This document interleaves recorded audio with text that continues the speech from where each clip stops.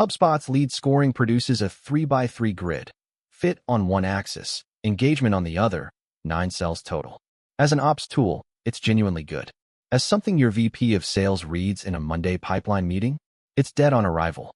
Nobody rallies a team around B2. Today, the roll-up layer I put on top of that grid so scoring actually changes behavior, and how to prove the mapping works before anyone has to trust it.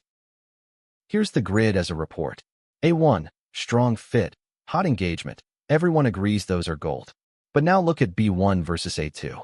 Is a medium fit contact who's on fire better than a perfect fit contact who's lukewarm? Your reps decide that differently every day, and that inconsistency is the real cost of shipping the raw grid. And the C3 pile at the bottom, 5,000 records. Nobody has ever made a decision about those. The grid describes your database. It doesn't tell anyone what to do. The fix is one mapping decision, made once, by you and sales leadership together, not remade daily by each rep. 9 cells collapse into 4 tiers. A means pursue, strong fit regardless of temperature, plus that medium fit but hot cell, because heat decays fast and fit doesn't. B means nurture. C means requalify before anyone spends real time. D means the data itself needs review. Weak everything, or fields too empty to score honestly. Your portal's mapping might differ.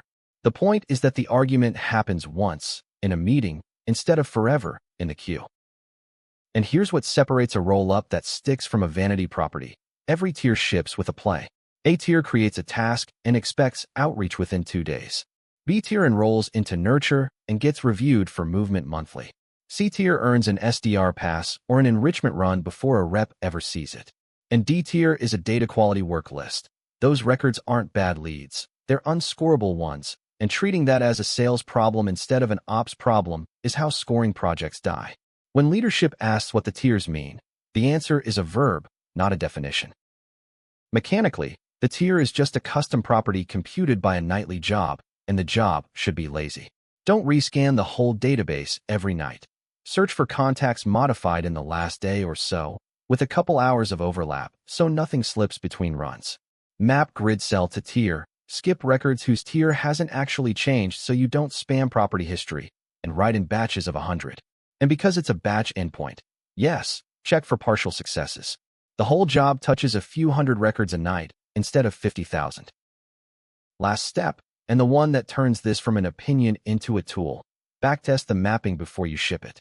Take a few hundred closed deals, won and lost. Score their contacts the way they looked when the deal was created, assign tiers, and compare win rates per tier. What you want is separation, a dramatically outperforming B clearly beating C. In a recent scoring project of mine, the top band won at 81% against 34% for the middle. That gap is what earns trust in the Monday meeting. If your A and B win at the same rate, the mapping is wrong. Recut it. Shipping an unvalidated score is how the whole concept gets banned from your org for 2 years.